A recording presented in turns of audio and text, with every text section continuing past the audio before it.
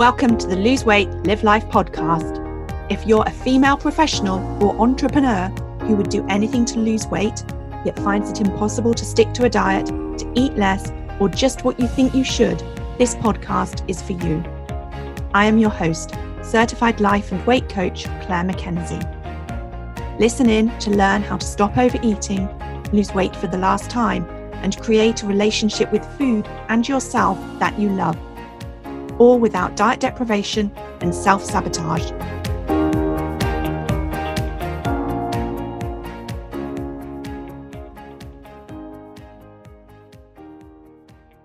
Hi everyone, and a very warm welcome to episode number 50. I'm so pleased to be celebrating that the Lose Weight, Live Life podcast is a year old this month. Wow, what a milestone. I can't quite believe it. I also can't wait to bring you a new year or another year of weight loss mindset insight and ways to help you create a relationship with food, yourself, and your life that you love. I also want to let you know that I'm getting everything ready for the next Lose Weight, Live Life Mastermind, which will start in September. This will be a 6-month mastermind with weekly small group coaching and loads of support to help you figure out how to easily eat in a way that works for you. This looks like balancing eating for fuel and nutrition and nourishment with eating for pleasure, comfort and joy, so that you can have the health that you want, wear the clothes that you want, do the activities that you want, all the things. Go to www.thebestyou.coach/mastermind, find out more and reserve your spot. Okay, so today I'm talking about other people's opinions. Now, members of the Lose Weight, Live Life Academy have been sharing with me that other people frequently encourage them to eat things that they don't want to eat. And so I wanted to talk more about that and explore ways in which we can handle it. And it led me to think about other ways in which people around us influence what we think, how we feel, and what we do or don't do. And we're talking about all of it on today's episode. Now, of course, there are many ways that we're impacted by others when it comes to our eating. But as I was thinking about this, I found 4 ways that came to mind. So the first of those is thinking about the words that people say to us. So examples could be a positive compliment, such as, you look like you've lost weight. It could be a negative statement like, that doesn't look very healthy. Or it could be a question such as, are you on a diet? So we're going to explore each of these in more details. But the first area I want to explore about how we're impacted by others is when other people say certain words to us. Another way is when people physically offer or give us food, whether this is food people give you as a gift, or when somebody brings cake into work because it's their birthday, or food that maybe somebody has prepared when you are a guest at their house. Another way I think that people influence what we're thinking and feeling about food is when they eat things in front of us, especially when we are working at creating a different relationship with food, or you may relate to this from when you've previously been on a diet. For example, this could be your significant other munching his way through some crisps or biscuits whilst you're watching television together, or maybe him deciding to pour himself a glass of wine with dinner when you didn't plan to have one. And then the fourth area is all about your perceived thoughts about what others may be thinking and feeling. So this is when you change your behaviour when you are in the company of other people without them doing or saying anything. You're essentially changing your behaviour because of what you think they are thinking. You're changing your behaviour based on your assumptions about their mindset. And so we're going to look at each in turn and consider how these situations may be showing up for you in your life, and think about what you want to do in response, how your response may be hindering you creating the results that you want. And we're also going to explore what you can do about it. So firstly, we're focusing on what you do in response to the words that other people say to you. Now, the first example that came to mind was my husband or mother saying to me, are you sure you want to eat that? Now, this would typically have been said to me when my latest diet efforts had maybe been going well for a period of time, and I was about to eat something that they knew or that they thought I would later regret eating. The problem was that their words were well-meaning, but their well-meaning caution would have the opposite effect to what was intended. As soon as those words or similar escaped their mouth, you can be sure that whatever the offending food item was, it would have very quickly disappeared into mine. This is because I would think something along the lines of, how dare they comment on what I eat? and feel annoyed and then eat in response to that annoyance. Words like these and many other words would trigger me, although I hate the word triggered. It describes well that there are words others can say that cause me to think, feel and act in ways that may appear slightly irrational to a neutral observer. But that's normal when it comes to our relationship with food, because we make our relationship with food mean so much, it impacts our whole belief system about ourselves. And I want you to notice the layers repeating themselves here. If you can relate to this, take the time now to explore what could be going on for you.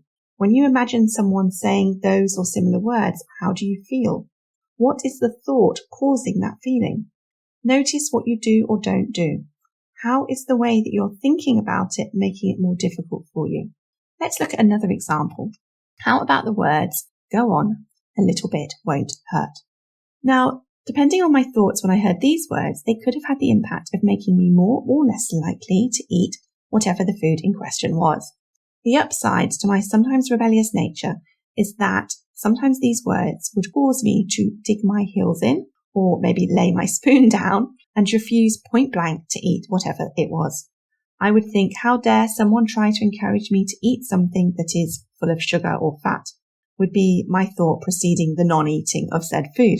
However, at other times, maybe when I was desiring whatever it was already, and maybe when I was already experiencing some conflict, I would allow those words to be my permission slip, and I would go ahead and eat whatever it was, and probably later regret it, although sometimes more than others.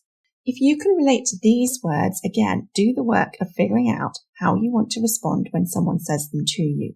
What do you want to remember to think? What do you want to feel? What do you want to do? I can say that I don't want to ever be persuaded to eat something because of the words someone says to me, unless those words are sharing factual information that I then make an informed decision about, or I have an informed thought.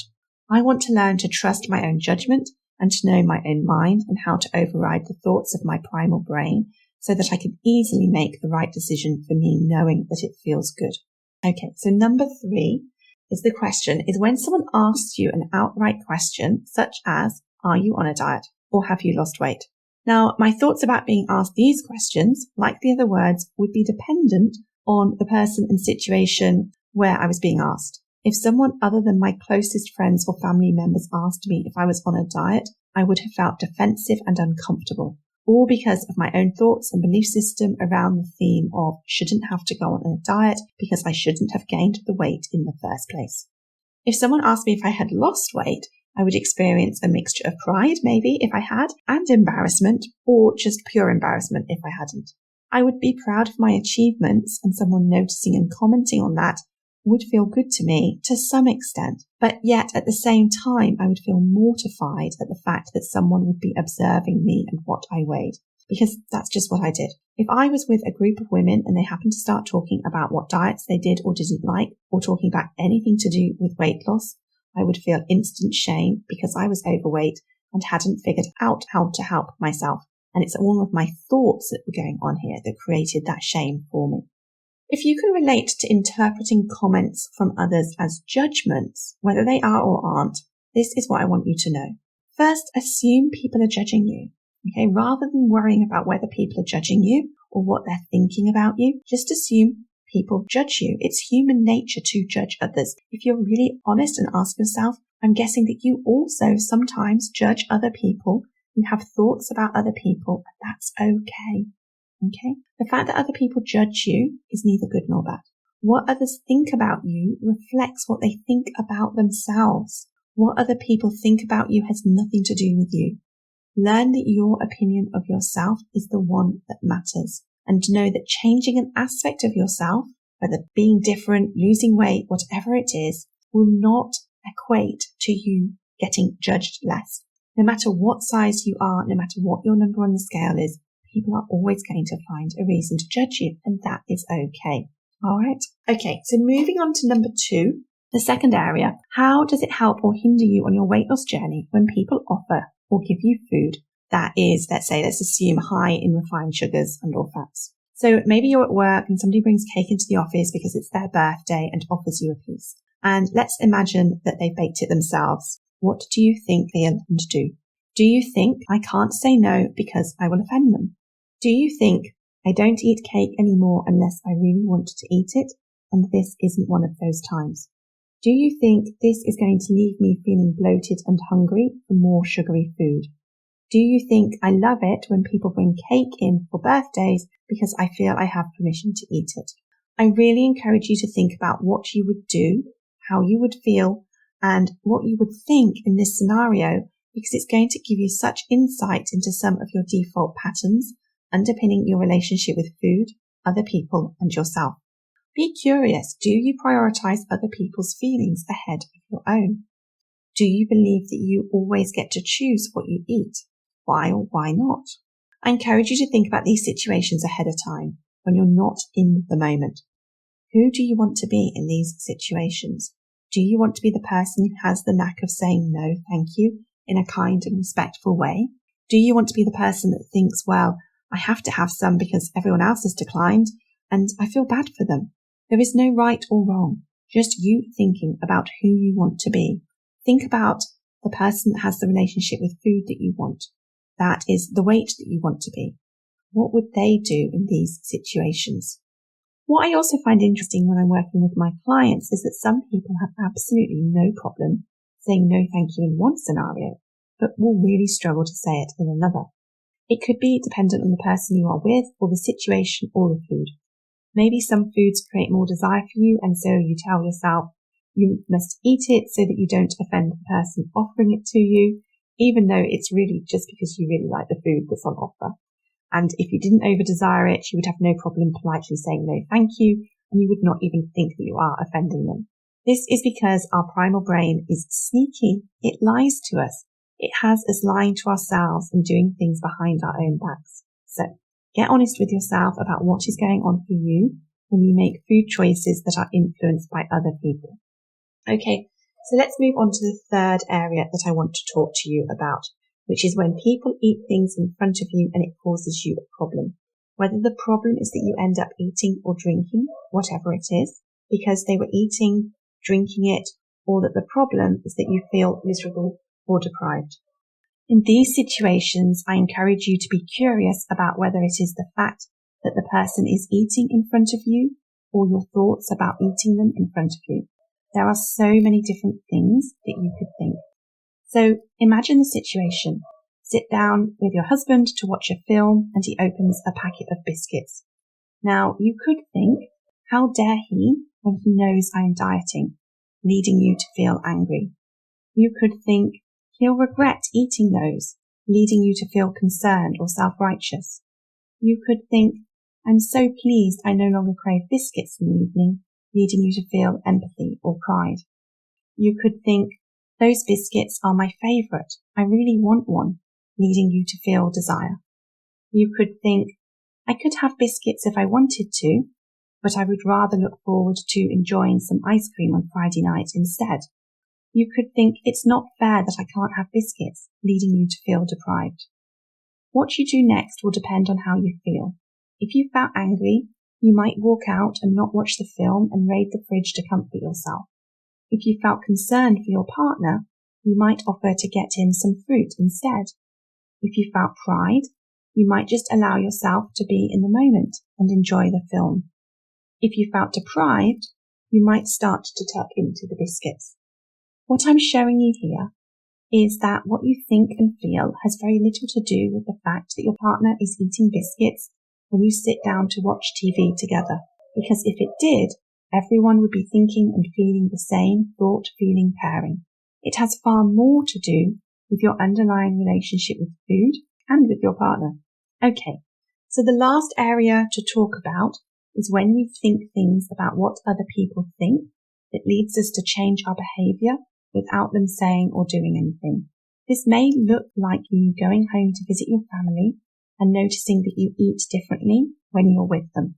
This might look like you not having dessert when you know you would normally have it if you were out having a meal with new friends. Okay, so what's going on here?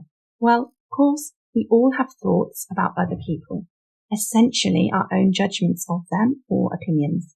You may notice you avoid leaving food on your plate when you eat with some friends because you think they think wasting food is wrong. But I want you to know that you never really know how other people think. Everyone thinks differently. And as I said earlier, what other people think, even if it's thoughts about you, is really all about them. Maybe you find you drink more with a particular friend because you think she likes to socialize with people who are fun. And you think she thinks people are more fun when they're having lots to drink. And before you know it, you're regretting what you drank, kind of maybe blaming your friend, and finding yourself wondering why you did what you did. The key takeaway here is that when we think things, when we make assumptions about what other people are thinking, what's often happening is that it's really our own perception that's playing out in our thoughts. If you think your friend thinks you're more fun when you drink more, chances are that you think that too. If you think you shouldn't have dessert because the friends you're dining with at the restaurant are having it, and you think they'll think you're greedy, the truth is that you're thinking that too on some level. You likely don't think that you should order vegetarian just because your friend does, or maybe you do. Notice where you're changing your behaviour around other people and see what's going on there for you. What is it all about? Take a moment to explore and answer that question, and you will uncover more about yourself and your relationship with food. Okay, so to recap, a few key takeaways from today are: number 1, notice when you change how you eat or drink because of the people that you're with. Number 2, notice whether it's in response to things that they do or say, or just in response to your own framework of thinking about what they're thinking. Be curious about all of it. That's number 3. Then number 4, notice how you feel. Number 5, find how your thinking is creating those feelings. Number 6, embrace the fact that it comes from you. It means you can change how you are if you want to. And number 7, remember you don't need other people to do anything differently in order for you to think, feel, and do things differently yourself. Isn't that just the best news? Okay, so that's it for today. This month, inside of the Lose Weight, Live Life membership, we are doing 21 days of daily work on the mindset model. It is exactly the work that will help you apply what you've learned about in this podcast to your life, to help you create the relationship with food that you crave. And if you know that you would prefer to work on your relationship with food and lose your weight for the last time alongside a small group of like-minded women, then get yourself on that priority list for the next Lose Weight, Live Life Mastermind that starts in September. Go to www.thebestyou.coach/mastermind. Take care, and I look forward to speaking to you next week. If you enjoyed listening to this podcast and are ready to live a more intentional life, lose weight as a part of that journey, and create a relationship with food and yourself that you love, then I would be honoured to be your coach. There are 2 ways that you can work with me. You can join my monthly membership program, My One Life Academy, that gives you self-paced learning, supported by twice-weekly live calls and a whole lot more. Or you can join the waiting list for my next 6-month Lose Weight, Live Life Group Coaching Mastermind Intensive. Go to www.thebestyou.coach/coaching to find out all the details.